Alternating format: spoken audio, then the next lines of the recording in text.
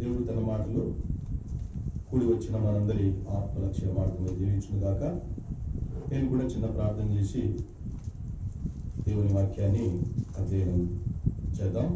మహిమా స్వరూపుడా, మా పరమ తండ్రి, శక్తి కలిగిన దేవ, దయగలిగిన దేవ, దయా సంకల్పుడా, మహిమా స్వరూపుడా, మహిమా ప్రభావం కలిగిన దేవ, మీకు స్తోత్రాలు. ఇంతవరకు పాటల ద్వారా మిమ్మల్ని ఎంతో స్తుతించాము, సేవించాము. తిరిగి వాక్యమందు మమ్మల్ని నిలిపారు. వాక్యం చెప్పే నీ దాసుని శిలువ చాట మరుగుపరచుమని, వాక్యమందు మరిన్ని ఆశీస్సులు మాకు దయచేయమని, అపవాదిని దూరపరచుమని, లయపరచుమని, మహిమ ఘనత ప్రభావములు మీకే చెల్లిస్తూ మా రక్షకుడు మా ప్రభు అయిన యేసుక్రీస్తు నామమున ప్రార్థించి వేడుకుంటున్నాము తండ్రి, ఆమేన్. చాలా సంతోషము. సమూయేలు మొదటి పుస్తకం దరిదాపుగా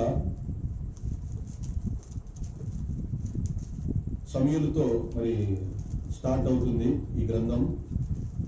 తర్వాత రాజైన దావీదు పట్టాభిషేకం, రాజుగా పట్టాభిషేకం చేయబడి ఆ తర్వాత 2వ సమూయేలు గ్రంథంతో కొనసాగుతుంది. దావీదు రాజు, అతని పాలన, అతని పట్టాభిషేకము, రాజుగా అభిషేకించబడడం, వివరాలన్నీ కూడా ఈ 2 పుస్తకాలలో పరిశుద్ధాత్మ దేవుడు మరి తన గురించి, దావీదు పరిపాలన, మరి దావీదు యొక్క రాజరిక దినమున నీవు నా అపకారమునకు ఉపకారము చేసిన వాడవై నా ఎడల నీకున్న ఉపకార బుద్ధిని వెల్లడి చేసిటివి గనుక నీవు నాకంటే నీతిమంతుడవు. దయచేసి గమనించండి, దావీదుని గురించి మనం ఈ రాత్రి కొన్ని విషయాలు స్టడీ చేయబోతున్నాం. అన్ని విషయాలు కాదు, కొన్ని విషయాలు. చాలా విషయాలు ఉన్నాయి, అన్నిటినీ అధ్యయనం చేయడానికి సమయం మనకు సరిపోదు. కాబట్టి కొన్ని విషయాలను మనం ఈ రాత్రి అధ్యయనం చేద్దాం. మొదటిగా దావీదుకు వచ్చిన అవకాశం. ఏంటి అవకాశం ఇది? దావీదుకు వచ్చిన ఛాన్స్. మనకు ఒక రకంగా చెప్పాలంటే చాలాసార్లు సౌలు దావీదును చంపాలనుకున్నాడు, కానీ చంపలేక పోయాడు. ఇప్పుడు ఏమంటున్నాడు రాజైన సౌలు ఏమంటున్నాడు?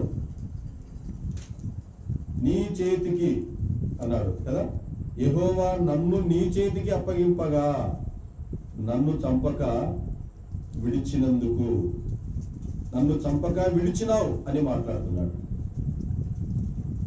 గమనించండి, సౌలు దావీదు చేతికి చిక్కాడు.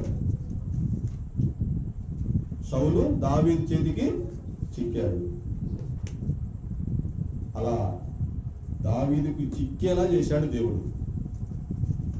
దావీదుకు సౌలు దొరికేలా చేశాడు. మరి దావీదు ఏం చేయాలి? ధర్మంగా అయితే వాస్తవంగా తనను ఎన్నోసార్లు తనపై దాడి చేసిన వాడు, ఎన్నోసార్లు చంపాలనుకున్నాడు, ఎన్నోసార్లు తనను మట్టు పెట్టాలనుకున్నాడు. కానీ ఈ సమయంలో సోదరులారా, దావీదు సౌలును చంపక ఏం చేశాడు? వదిలిపెట్టాడు, విడిచిపెట్టాడు. చాలా మంచి లక్షణం అండి ఇది. మనం గనక దావీదు ప్లేస్లో ఉంటే, దావీదు స్థానంలో ఉంటే ఏం చేస్తాం?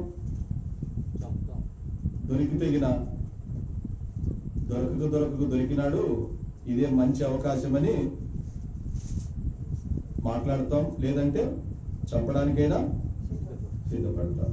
కానీ దావీదు అలా చేయలేదు. సోదరులారా, మానవుని యొక్క నిజ స్వరూపం, మానవుని యొక్క నిజ స్వభావం కసి తీర్చుకోవాలనే, కక్ష చించుకోవాలనే, అడ్రస్ లేకుండా చేయాలని భావిస్తాం. కానీ ఒకటి మాత్రం గుర్తుపెట్టుకోండి, ఈ రాత్రి ప్రభు సన్నిధి కూడి వచ్చిన మనం దావీదులో మనం నేర్చుకోవలసిన అసలు సిసలైన నికార్సైన గుణం ఒకటి ఏంటంటే, శత్రువును కూడా ప్రేమించే మనసు గలవాడు. ఏ మనసు అయినది? సౌలు దావీదుకు శత్రువే, కానీ దావీదు ఇక్కడ చూడండి, సౌలు తనకు శత్రువైనా దావీదు సౌలు ఏం చేస్తున్నాడు? ఉపకార బుద్ధి చూపిస్తున్నాడు. అపకారానికి దావీదు ఏం చేయాలి? అపకారమే చేయాలి. కానీ దేవుని బిడ్డల నైజం, దేవుని బిడ్డల స్వభావం, దేవుని బిడ్డల లక్షణం ఏంటంటే అపకారం కాదు చేయాల్సింది, అపకారానికి ఉపకారం చేయాలి. దావీదైతే కదా పగవాడు శత్రువైన సౌలును ప్రేమించే మనసు తనకుంది కాబట్టి మంచి ఛాన్స్ తనకు దొరికింది. కసి తీర్చుకోవచ్చు కదా, కక్ష తీర్చుకోవచ్చు, పగ తీర్చుకోవచ్చు. కానీ ఈ సమయంలో దావీదు సౌలును ఏం చేస్తున్నాడు? ప్రేమిస్తున్నాడు.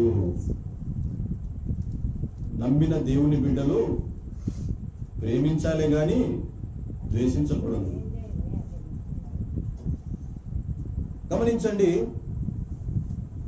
గమనించండి సోదరి సోదరులారా, అవకాశం చూసి దెబ్బ కొట్టని దావీదు. ఓకేనా? అవకాశం వచ్చిందా లేదా? ఛాన్స్ వచ్చింది. అయితే ఒకటి మాత్రం గుర్తుపెట్టుకోండి, సౌలు అంటున్నాడు, నేను నీకు ఉపకారం చేశాను, నేను నీకు అపకారము చేశాను, కానీ నన్ను విడిచిపెడుతున్నావు, నన్ను ఏమి చేయకుండా, నన్ను చంపకుండా వదిలిపెడుతున్నావు. కాబట్టి నాకంటే నీవు నీతిమంతుడవు అని సాక్ష్యం చెప్తున్నాడు. సోదరి సోదరులారా, ఒకటి మాత్రం గుర్తుపెట్టుకోండి, దావీదు నుండి మనం నేర్చుకోవాల్సిన పాఠం ఏంటంటే, మనకు ఎవరు ఎంత అపకారం తలపెట్టినా నువ్వు నమ్మిన దేవుని బిడ్డవు కాబట్టి అవతల వ్యక్తికి నువ్వు ఉపకారమే చేయాలి, సహాయమే చేయాలి. కానీ అపకారము, అపాయము ఎప్పటికీ కూడా అసలు మన తలంపుల్లోకి కూడా రాకూడదు, మన ఆలోచనలోకి కూడా రాకూడదు. కానీ దావీదుకు ఎలాంటి మనసు ఉంది ఇక్కడ? శత్రువును అనగా పగవానిని ప్రేమించే మనసు గల దావీదు. నీకుందా? ద్వేషించే వారిని, నీ మీద పగ తీర్చుకునే వారిని, నీకు అపకారం చేసేవారిని ప్రేమించే మనసు నీకుందా? కాబట్టి సోదరి సోదరులారా, ఒకటి మాత్రం గుర్తుపెట్టుకోండి, మనకు గనక అవకాశం వస్తే కసి తీర్చుకుంటాం, మనకు గనక అవకాశం వస్తే అడ్రస్ లేకుండా చేస్తాం అని మాట్లాడుతుంటాం. ఇంకేం మాట్లాడతాం చెప్పండి? మాకు గనక అవకాశం వస్తే మా తడాక చూపిస్తాం. నీ తడాక నువ్వేంటి చూపించేది? దేవుడు చూపిస్తాడు. కాబట్టి మన జీవితాల్లో దావీదు నుంచి నేర్చుకోవాల్సిన ముఖ్యమైన లక్షణం ఏంటంటే, భగవానిని కూడా ప్రేమించే మనసు గలవాడు. ఈ రాత్రి నీవు నేను మనమందరం కూడా ప్రేమించే వారమే, ద్వేషించే వారము కాదు. ఎందుకంటే మనం నమ్మిన దేవుడు ద్వేషించే దేవుడు కాదు కదా, ప్రేమించే దేవుడు, జాలి చూపే దేవుడు, దయ చూపించే దేవుడు, మమకారం, అనురాగం చూపించే దేవుడు. అట్టి దేవుణ్ణి మనం కలిగి ఉన్నాం, అట్టి దేవుణ్ణి మనం నమ్ముకున్నాం. మరి నమ్మిన నీవు నేను మనమందరం అలాంటి దేవుని లక్షణాలే కలిగి ఉండాలి. ఇక రెండవ చూద్దామా? 24వ అధ్యాయం 18వ వచనానికి రండి. 18వ వచనం ఏమంటున్నాడు? నీవు నాకు అపకారమునకు ఉపకారము చేసిన వాడవై నీకున్న ఉపకారము వెల్లడి చేసితివి గనుక నీవు నాకంటే నీతిమంతుడవు, నీతిపరుడవు. చూశారా? 18వ వచనం ఏమంటున్నాడు? నన్ను నీ చేతికి అప్పగింపగా నన్ను చంపక విడిచినందుకు ఈ దినమున నీవు నా అపకారమునకు ఉపకారము చేసిన వాడవై నా ఎడల నీకున్న ఉపకార బుద్ధి వెల్లడి చేసింది కనుక నీవు నాకంటే నీతిపరుడవు. చూశారా? సౌలు ఎడల ఉపకార బుద్ధి దావీదు చూపినాడు. మరి నీకుందా ఉపకారం చేసే బుద్ధి, సహాయం చేసే బుద్ధి, సాయం చేసే బుద్ధి, మేలు చేసే బుద్ధి? కాబట్టి దేవుని పిల్లలు ఏ బుద్ధి కలిగి ఉండాలి? మేలు చేసే బుద్ధి, సాయం చేసే బుద్ధి, ఉపకారం చేసే బుద్ధి, చేతులు చాపే బుద్ధి, అవసరతలో ఉన్నవారికి, అక్కర్లో ఉన్నవారికి అవసరాలు తీర్చే బుద్ధి, అక్కర్లు తీర్చే బుద్ధి దేవుని పిల్లలు కలిగి ఉండాలి. ఈ రాత్రి సౌలు ఎడల దావీదు ఏం కలిగి ఉన్నాడు? ఉపకార బుద్ధి చూపించాడు. అవసరమైతే అపకారం చేయొచ్చు, అవసరమైతే అడ్రస్ లేకుండా చేయొచ్చు, అవసరమైతే కసి తీర్చుకోవచ్చు, అవసరమైతే తన తడాక తీర్చుకోవచ్చు, అవసరమైతే కదా పగ తీర్చుకోవచ్చు. కానీ దావీదు అలా చెయ్యలేదు. మరి ఇప్పుడు దావీదు ఏం చేస్తున్నాడు? సౌలుకు ఉపకారము చేస్తున్నాడు. ఎవరన్నా చేస్తారా? ఒకానొక సమయంలో సౌలు దావీదుతో ఒక మాట అన్నాడు, అసలు నిన్ను చంపితే దిక్కేవారు రా నీకు అన్నట్టుగా మాట్లాడాడు. చాలా సందర్భాల్లో కదా, అసలు నిన్ను చేస్తే నీకెవరు దిక్కు అన్నాడు. బైబిల్లో రాయబడి ఉంది, దావీదు అడుగు పెట్టిన చోటల్లా, దావీదు వెళ్ళిన చోటల్లా, దావీదు ఎక్కడికి వెళ్ళినా, దావీదు ఎక్కడ అడుగు పెట్టినా దేవుని తోడు కలిగిన వాడు దావీదు. అందుకే సౌలు ఏం చేసుకోలేకపోయినాడు దావీదును. దేవుని తోడు ఉంటే, దేవుని భద్రత మనకుంటే ఎవరు ఏమీ చేసుకోలేరు. దయచేసి గమనించండి. రాత్రి దేవుని సన్నిధికి కూడి వచ్చిన మనం దావీదు సౌలుకు ఏం చెప్తున్నాడు? ఉపకారము చూపుతున్నాడు, ఉపకారము చేస్తున్నాడు. నన్ను క్షమించు అంటున్నాడు కదా. సోదరులారా, అసలు ఎందుకు ఉపకారం చేయాలి? ఆలోచన చేయండి. ఎందుకు ఉపకారం చేయాలని అనుకున్నవాడు కాదు. అసలు ఎందుకు సాయం చేయాలి? ఎందుకు మేలు చేయాలి? ఎందుకు సాయం చేయాలి? ఎందుకు నేను సౌలు విడిచిపెట్టాలి? నా కసి తీర్చుకుంటా, నా పగ తీర్చుకుంటా అని మాట్లాడినాడు దావీదు. నో, దావీదు అట్లా మాట్లాడలేదు. కాబట్టి దావీదులో మెచ్చదగిన విషయం ఏంటంటే, ఒకటి మాత్రం గుర్తుపెట్టుకోండి, దావీదును చంపాలని సౌలుకు ఉంది. కానీ సోదరులారా, దావీదు సౌలు విషయంలో తగ్గాడు, అంటే తగ్గించుకున్నాడు, వెనక్కి ఒక అడుగు వేసినాడు. ఒకటి మాత్రం గుర్తుపెట్టుకోండి, వాస్తవంగా తనను చంపాలనుకున్నాడు సౌలు, దావీదు చంపాలనుకున్నాడు. కానీ దావీదు ఏమన్నాడు తెలుసా? నేను నీకు ఉపకారము చేస్తాను. నా బయోడేటాలోనే లేదు ఎవరికి అపకారం చేయడం కానీ, కీడు చేయడం కానీ, కదా, అపాయం తలపెట్టడం కానీ, కసి తీర్చుకోవడం కానీ, పగ పెంచుకోవడం కానీ, పగ తీర్చుకోవడం కానీ నా బయోడేటాలోనే లేదు అని చెప్పకనే సౌలుకు దావీదు చెప్పాడు. దయచేసి గుర్తుపెట్టుకోండి, మనల్ని హింసించే వారి కొరకు మనం ఏం చేయాలి? అపకారం చేయాలా? అందుకే ప్రభువు యేసుక్రీస్తు వారు ఏం చెప్పారు? మత్తయి సువార్త 5వ అధ్యాయంలో, మిమ్మల్ని హింసించే వారి కొరకు ప్రార్థన చేయండి. మిమ్మల్ని నిందించి హింసించి మీ మీద చెడ్డ మాటలుగా పలుకున్నప్పుడు మీరు ధన్యులు, పరలోకమందు మీ ఫలము అధికమగును, సంతోషించి ఆనందించండి. ఇది మన తరం అవుతుందా? మన వల్ల అవుతుందా? అందరి వల్ల కాదు. ఎవరి వల్ల అవుతుంది? ప్రభువైన యేసుక్రీస్తు రక్తంలో కడగబడి, బాప్తిసం తీసుకొని రక్షింపబడి దేవుని బిడ్డలుగా చేయబడిన వారికి మాత్రమే సాధ్యం, మరెవ్వరికి సాధ్యం కాదు. నిందించే వారి విషయంలో సంతోషపడేయడం, హింసించే వారి కోసం ప్రార్థన చేసే విషయం, అది నమ్మిన వారికే మాత్రమే సాధ్యమండి, అది అందరికీ సాధ్యం కాదు. ఇప్పుడు సౌలు దావీదుని హింసించాడు. మరి హింసించిన సౌలును తప్పకుండా, హింసించిన సౌలుకు అపకారం చేయకుండా, హింసించిన, ద్వేషించిన, నిందించిన సౌలును కొట్టకుండా, తిట్టకుండా తనకు ఉపకారం చేయాలన్న బుద్ధి దావీదుకు సాధ్యమైంది. అందరికి సాధ్యం కాదు. కాబట్టి పిల్లలు ఒకటే మాట గుర్తు చేసుకోండి, దేవుని పిల్లలు ఎట్టి పరిస్థితుల్లో కదా ఎవరికి కూడా ఏం చేయకూడదు, అపకారము చేయకూడదు. నువ్వు ఉపకారం చేయకపోయినా పర్వాలేదు, నువ్వు మేలు చేయకపోయినా పర్వాలేదు, కీడు మాత్రం చేయకూడదు. దేవుడు మనం నుండి ఆశిస్తున్నది ఇదే. నువ్వు ఏ మేలు చేయకపోయినా పర్వాలేదు, కీడు మాత్రం చేయదు. నువ్వు ప్రేమించకపోయినా పర్వాలే, ద్వేషించొద్దు. అంతే కదా.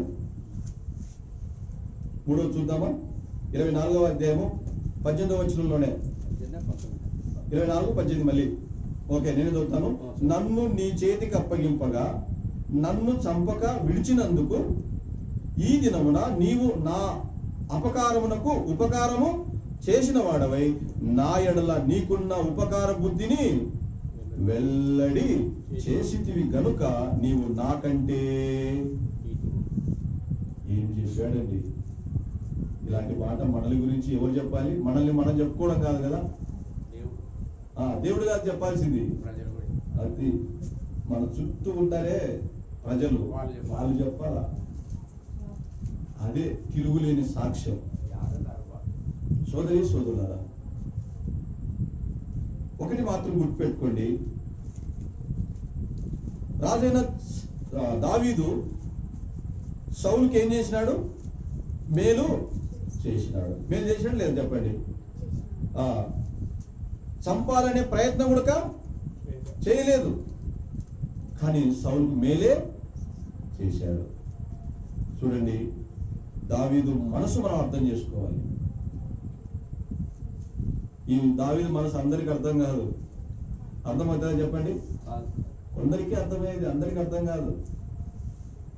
దావీదు మనసు మనం అర్థం చేసుకోవాలి. ఎందుకంటే దేవుని పిల్లలు కదా, పగ, కసి అలాంటి స్వభావంతో బతకరు. అర్థమవుతుందా? దేవుని పిల్లలు పగ, కసి, ద్వేషం అలాంటి లక్షణాలతో బతకరు. దేవుని పిల్లలు ఎంతసేపు ప్రేమ, జాలి, దయ, కనికరం ఈ లక్షణాలతోనే బతికేస్తారు. వాళ్ళు మమ్మల్ని ప్రేమించలే, మీ ప్రేమ ఎవరికి కావాలి? దేవుడు ప్రేమించకపోతే బాధపడాలా,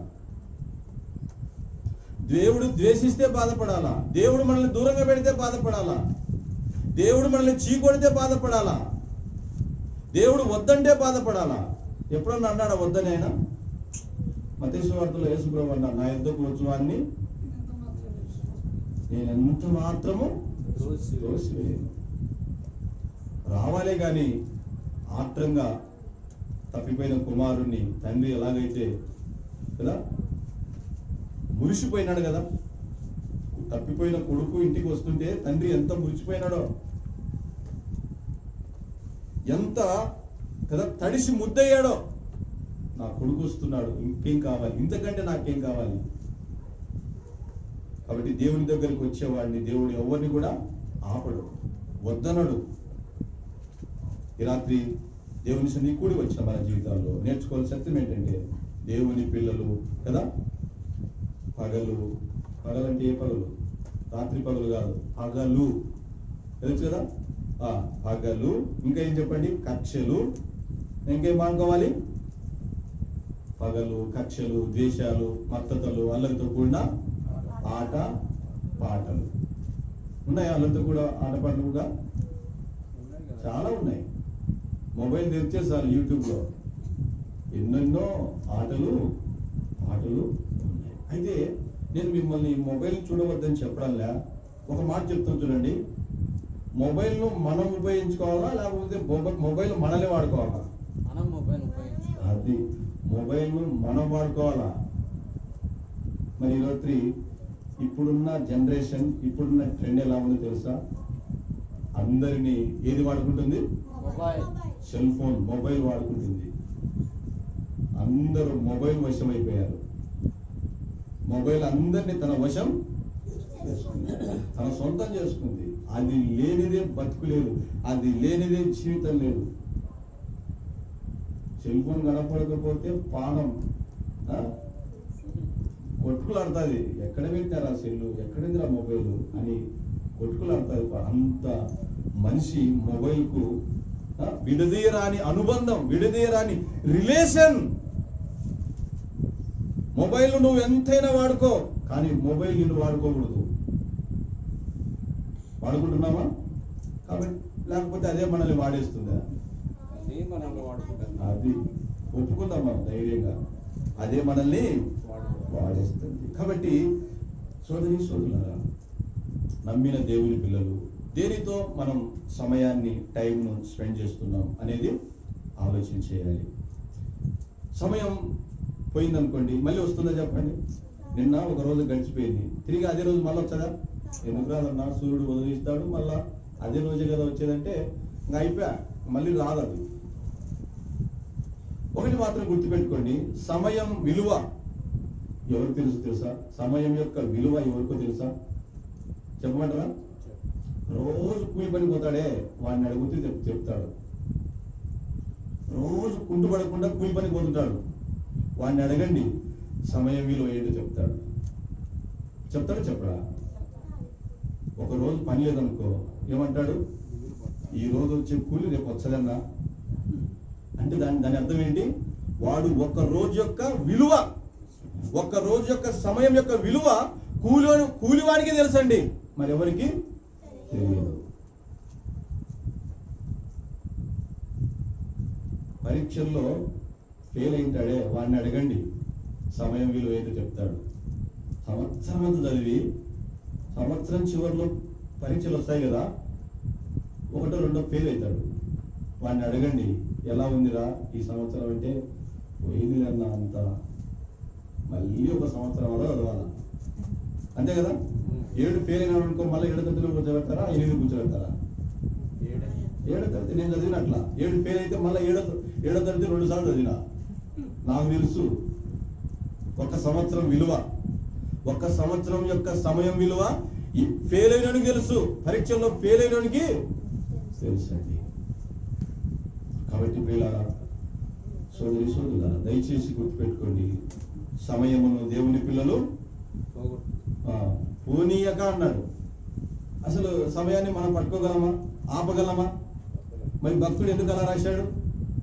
అయితే ఏం చేయాలా? సద్వినియోగము చేసుకోవాలా. సమయం పోతూనే ఉంటుంది నది ప్రవాహం లాగా. అయితే దేవుని పిల్లలు ప్రేమించే విషయంలో, పరామర్శించే విషయంలో, సత్కార్యాలు చేసే విషయంలో, దేవుని ఆత్మలను, దేవుని కొరకు ఆత్మలను సంపాదించే పెట్టే విషయంలో, పరిచర్య అభివృద్ధి విషయంలో సమయాన్ని వృధా చేయకూడదు. సమయం చాలా విలువైంది. అందుకే పెద్దలు టైమ్ ఈజ్ గోల్డ్ అన్నారు కదా. ఏమన్నారు? టైమ్ ఈజ్ గోల్డ్ అంటే సమయం అనేది బంగారము లాంటిది. మరి బంగారాన్ని ఎవరన్నా కాల్చుతుంటారా? అన్నారు. ఏం చేస్తారు?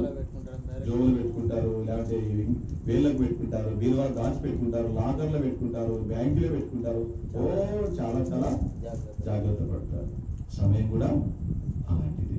అందుకే ప్రభువైన యేసుక్రీస్తు మరి భక్తుల ద్వారా ఎబ్రీ పత్రికలో ఇదే మిక్కిలి అనుకూల సమయం, ఇదే రక్షణ దినం, అంతేనా కదా? ఇదే మిక్కిలి అనుకూల సమయం అన్నాడు. మిక్కిలి అన్నాడు. మిక్కిలి పదం అనే పదాన్ని ఉపయోగించినాడు. రేపు ఎలా ఉంటుందో మనకైతే తెలియదు. అసలు ఎలా ఉంటుందో తెలుసుకోవాల్సిన అవసరం కూడా మనకు లేదు. ఓకేనా? రేపు ఎలా ఉంటుందో నీకు అవసరమా? మరి ఎవరికి అవసరం? రేపు ఎలా ఉండాలో దేవునికి తెలుసు, మనకు తెలియాల్సిన అవసరం లేదు కదా. కాబట్టి రేపేమి సంభవించినో మీకు తెలియదు. ఏనాటి కీడు ఆనాటికి చాలు అన్నాడు. కాబట్టి దేవుని పిల్లలు కదా, మేలు చేస్తూనే ఉండాలి, మేలు చేస్తూనే ఉండాలి. నువ్వు ఎప్పుడైతే ఎదుటి వ్యక్తికి మేలు చేస్తావో దేవుడు నీకు మేలు చేస్తాడు. అంతే కదా? మేలు చేసిన వానికి మేలు చేస్తాడు, కీడు చేసిన వానికి కీడే. మంచి చేసిన వానికి మంచే జరుగుతుంది, చెడు చేసిన వానికి చెడే జరుగుతుంది. బైబిల్లో ఒక ఆయన ఉన్నాడు, తెలుసు కదా మీకు? హామాను తెలుసు కదా? దానియేలు గ్రంథంలో ఉన్నాడు. మొర్దెకై ఒక యూదుడు. ఎస్తేరు గ్రంథంలో క్షమించండి. మొర్దెకై వస్తూ ఉంటే, హామాను నడుచుకుంటూ వస్తూ ఉంటే మొర్దెకై తిరిగి లేచి వందనాలు చేయలేదని హామాను విషయంలో మొర్దెకై చాలా కోపగించుకున్నాడు. నాకు నమస్కారం చేయడా, నాకు వందనాలు చెప్పడా, కనీసం నిలబడడం కూడా నిలబడే, లేచి నిలబడే అని హామాను కక్ష తీర్చుకుందామని ప్రయత్నం చేశాడు. చివరికి ఏమైంది? మొర్దెకై కోసం ఒక ఉరికొయ్యను తయారు చేశాడు హామాను. అదే ఉరికొయ్య మీద హామాను ఉరి తీయబడ్డాడు. అందుకే సామెత ఒక సామెత ఉంది లోకంలో, చెరపకురా చెడదవు. అపకారాన్ని కదా, అపకారం చేద్దాం అనుకున్నాడు, తిరిగి అదే అపకారాన్ని తాను అనుభవించాడు. కాబట్టి పిల్లలారా, సోదరి సోదరులారా, ఒకటి మాత్రం గుర్తుపెట్టుకోండి, దేవుని పిల్లలు ఏం చేయాలి చెప్పండి?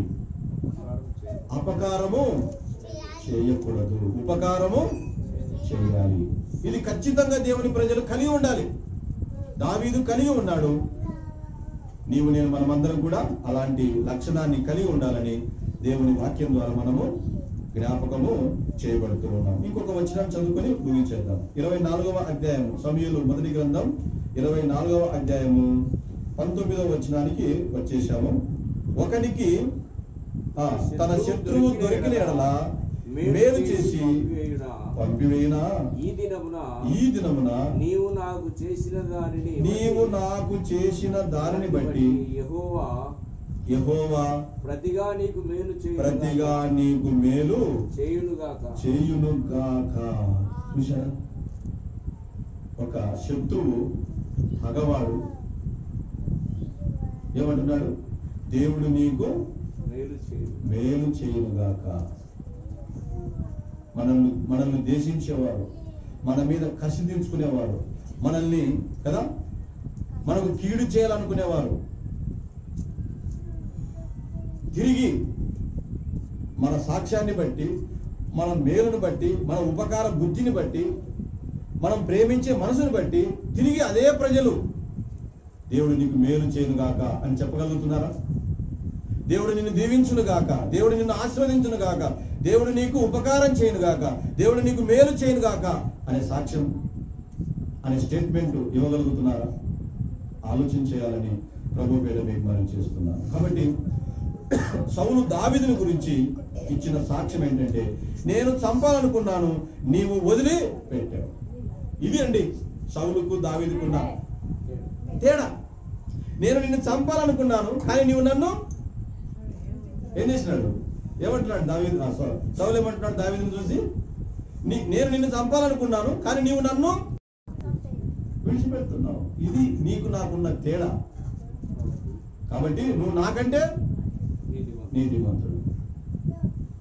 సౌలు నీతిమంతుడేనా? నిజంగా చెప్పండి, సౌలు నీతిమంతుడేనా? అసూయపరుడు.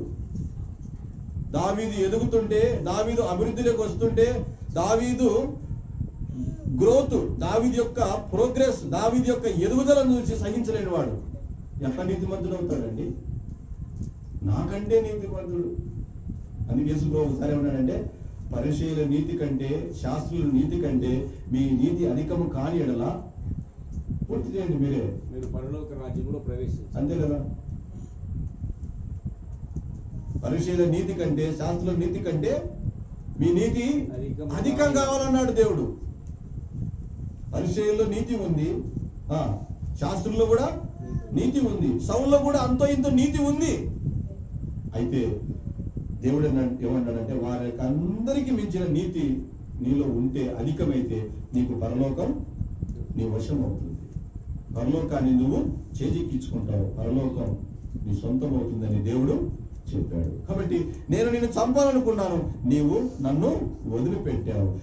నిన్ను గురించి కదా ఏమంటున్నాడు చూడండి. ఈ రాత్రి సోదరి సోదరులారా, సౌలు ఏ విధంగా అయితే దావీదుల గురించి సాక్ష్యం ఇస్తున్నాడో, ఈ రాత్రి నన్ను గురించి కూడా సాక్ష్యం ఇవ్వాలా. నేను నిన్ను చంపాలనుకున్నా, కానీ నువ్వు నన్ను విడిచిపెట్టినావు.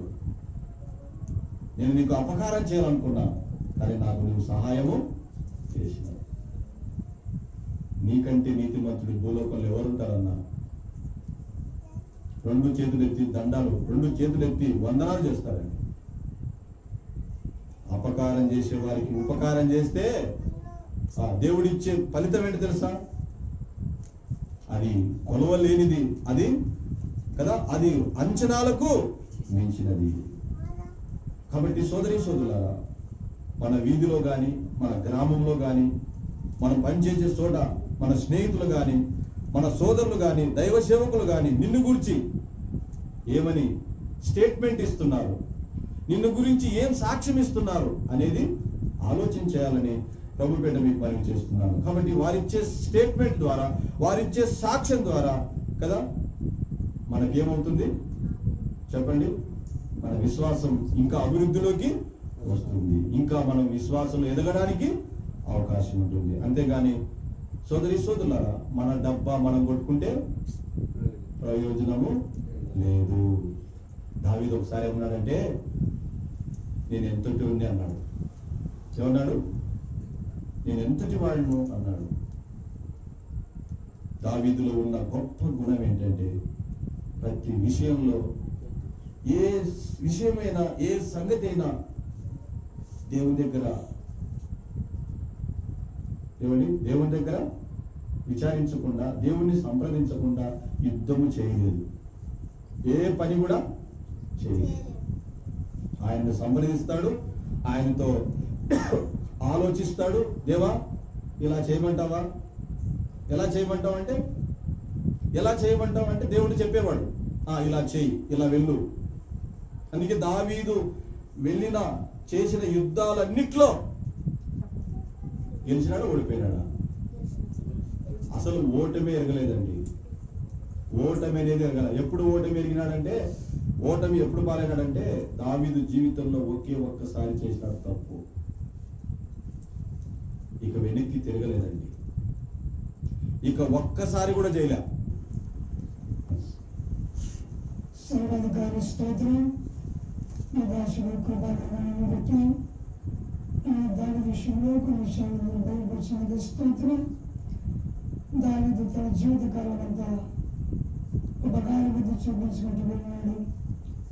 నా జీవితంలో కూడా ఉపకారం చేయకుండా ఉపకారం చేస్తూ సాగినట్టుగా సహాయపడమని నా హృదయానుసారులను నేర్చుకున్నారు. మా జీవితంలో కూడా మీ ఇష్టానుసారంగా, మీ హృదయానుసారంగా మేము పనులు చేసి ఈ లోకయాత్రలో మేము కనపరుచు సాగినట్టుగా సహాయం చేయమని, పరిశుద్ధాత్మ నడిపింపుదలను అనుగ్రహించమని ఈ రాత్రి వేళ నంద్యాల జిల్లా కొనుగోలు పట్టణంలో నుండి బేతేలు సమాసం ద్వారా వచ్చిన వర్తమానం బట్టి స్తుతిస్తున్నాం. ఈ పరిచయం మీరు దీవించండి, దేవాన్ని కనుకరించండి, నా వాటికి అభివృద్ధి కలిగించి మీ దాసుడు వేసనాన్ని బట్టి, సంఘం బట్టి, సంఘ పరిచయం బట్టి, సంఘ బిడులు బట్టి నేను స్తోత్రం చూపిస్తున్నాను. అలాగే కాలం నుంచి కూడా ఆనందం కూర్చుని వాళ్ళు కొట్టి వాళ్ళు కూడా జ్ఞాపకం చేసుకోండి. కుటుంబాల కుటుంబాన్ని కూడా జ్ఞాపకం చేసుకోండి. వాటి మీదకి వచ్చి పరిచయం చేస్తూ సమయాన్ని బలపరుస్తుండగా వారి ప్రయాసం కూడా ప్రతిఫలం లేచివ్వండి. ఈ రాత్రి వేళ ఈ వాక్యం కూడా దీవించమని, ఎవరైతే ఈ మాట విన్నారో, ఎంత దూరం మీరు నడిపించినారో వారందరూ కూడా మీరు మీ దయాకృపణ గురించి మహిమ తెచ్చుకున్నారని ఈ మీ బిడ్డలతో మేము సమాసం చేయించిన కృపను బట్టి స్తుతిస్తూ యేసుక్రీస్తు పరిశుద్ధమైన నామమున ప్రార్థించి వేడుకుంటున్నాము తండ్రి. ఆమేన్. అందరికీ ఉన్నాడు.